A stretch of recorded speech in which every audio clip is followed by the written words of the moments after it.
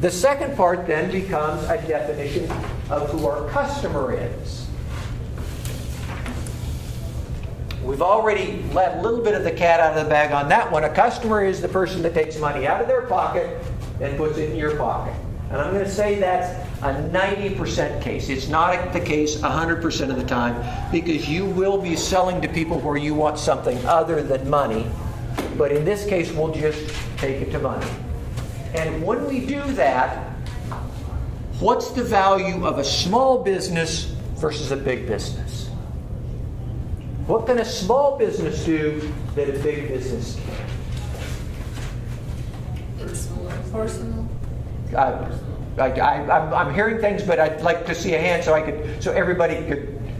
Yes. It's more personal. Yeah, I can personalize it. I don't have to have a 25,000 seat auditorium if I'm a small business. I can have a 100-seat auditorium and really focus on a specific organization, a specific group, a specific genre in terms of being a small organization. And that's where we as small businesses have this niche. And so I'm going to talk a little bit about a thing called niching. One of the exercises you should do for your business is to draw your industry in general. Okay? And for sake of argument, I'm going to take this industry to be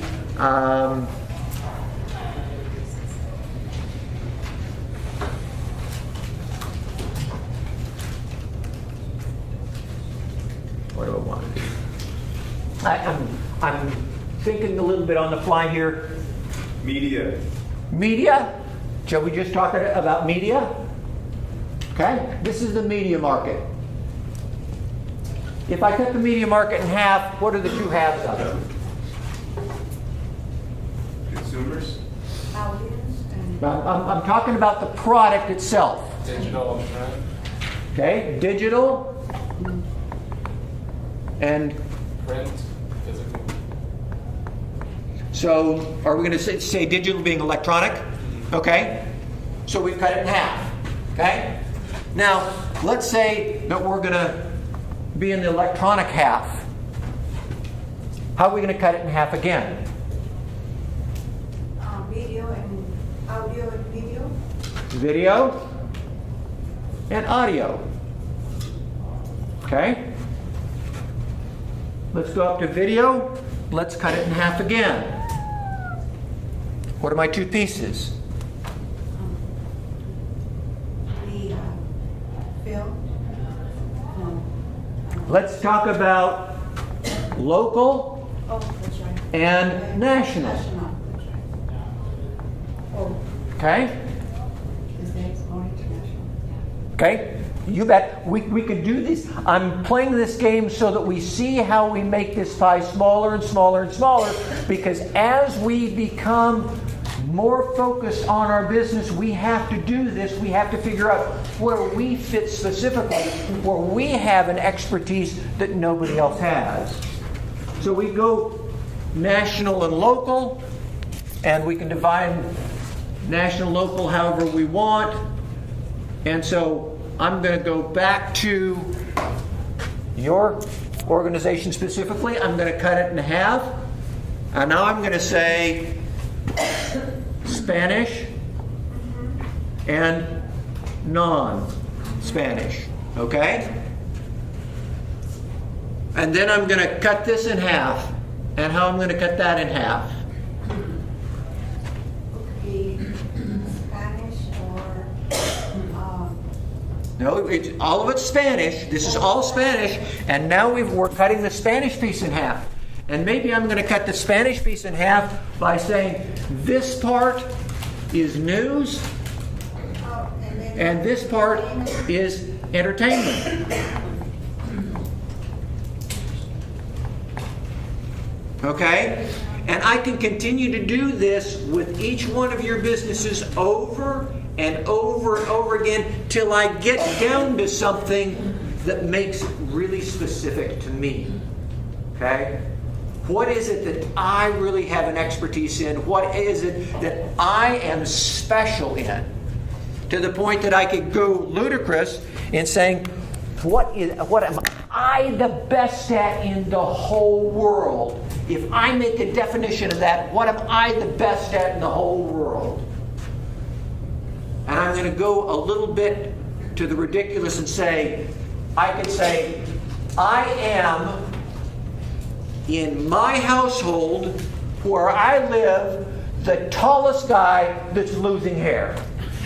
Right? And I am exactly that. I know that's who I am. That's probably not going to make me any money, but it gets you to the point that it shows this idea of what I call niching your product. Each one of you in this process needs to look at what you do and say, where am I better than anybody else in the whole world?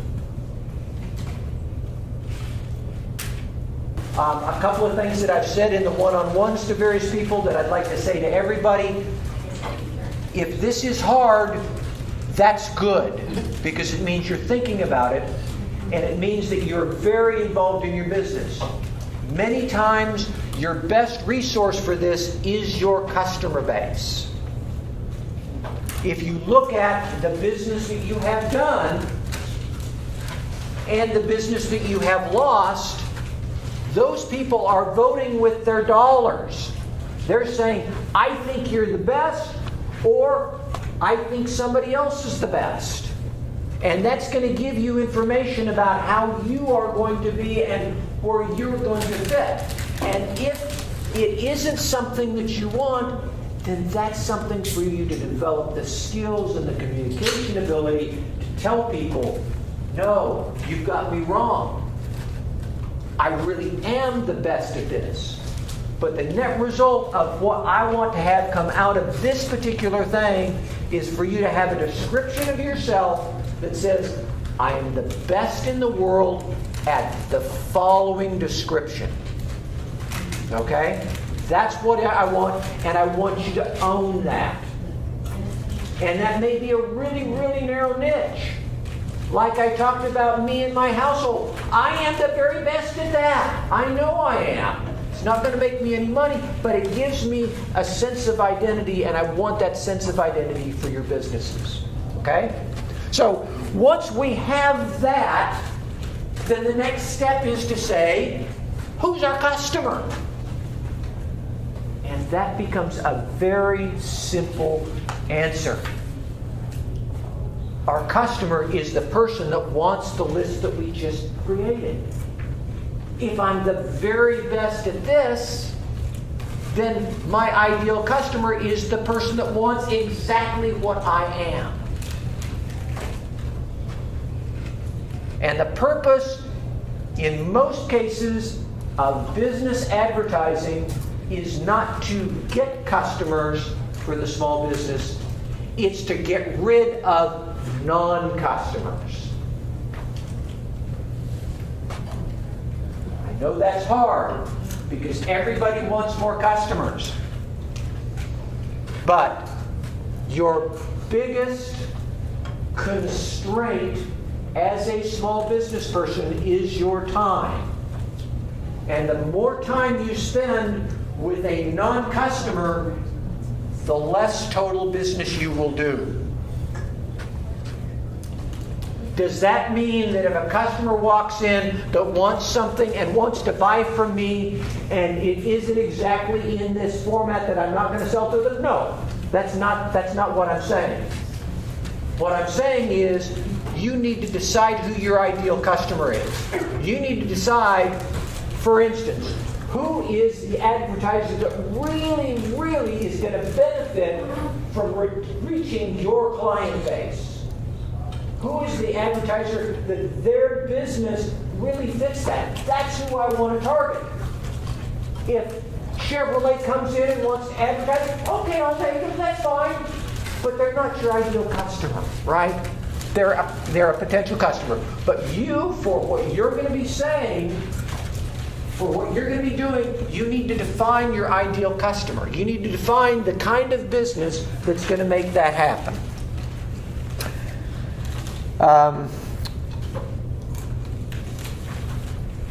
So in that's our ideal customer, and one of the things it will ask you in your business plan is to describe that ideal customer.